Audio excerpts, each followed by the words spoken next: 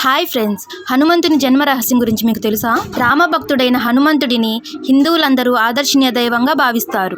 తిరుమల తిరుపతి దేవస్థానం వారు హనుమంతునికి జన్మ రహస్యం గురించి పలు ఆధారాలను ప్రస్తావించింది.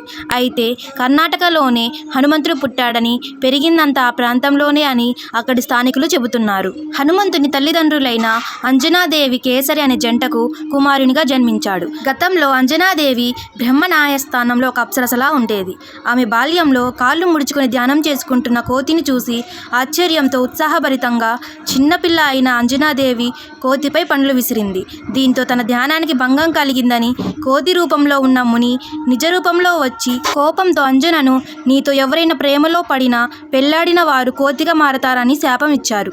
అప్పుడు అంజనాదేవి తాను చేసిన తప్పు తెలుసుకొని తనను క్షమించమని వేడుకొనగా ఆ ముని శాంతించి కోతి రూపంలో ఉన్న ఆమెను ఎవరైతే ఇష్టపడతారో శివుని అవతారమైన శిశువుకు జన్మనిచ్చినప్పుడు తన శాపం నుండి విముక్తి లభిస్తుందని వరమిచ్చాడు. తన శాప విముక్తి కోసం అంజనాదేవి భూమి మీదకి వచ్చింది. ఓ అడవిలో నివాసం ఉండగా ఒకరోజు ఆమెను చూసి కేసరి ప్రేమలో పడతాడు. తరువాత ఆ మనిషి తన పేరు కేసరి అని, కోతులకు రారాజు అని తనను తాను పరిచయం చేసుకున్నాడు. కోతి ముఖం కలిగి ఉన్న అతన్ని చూసి ఆమె ఆశ్చర్యపోయింది. అతని శక్తులను చూసి ఆశ్చర్యపోయిన ఆమె తనను పెళ్లి చేసుకోవాలని అనుకుంటుంది.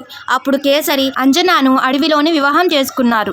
అనంతరం అంజనాదేవి శివుడికి పూజలు చేసి తపస్సు చేసింది. ఇందుకు సంతోషించిన శివుడు ఆమె కోరిన కోరికలను నెరవేరుస్తా అన్నాడు. అప్పుడు ఆ తల్లి ముని శాప విమోచనం కోసం శివుడిని తన కుమారుడిగా జన్మించమని కోరుకున్నది. పరమేశ్వరుడు తన కోరికను ఆమోదించాడు.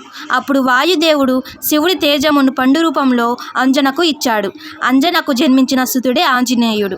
కేసరి నందనుడు అని వాయుదేవుడి అనుగ్రహంతో జన్మించినందున వాయుసుతుడు అని కూడా ప్రసిద్ధుడయ్యాడు. పుట్టుకతోని దివ్య తేజస్సు కలిగిన ఆ బాలుడు అంజనీపుత్రుడు కనుక ఆంజనేయుడు అని పిలిచేవారు.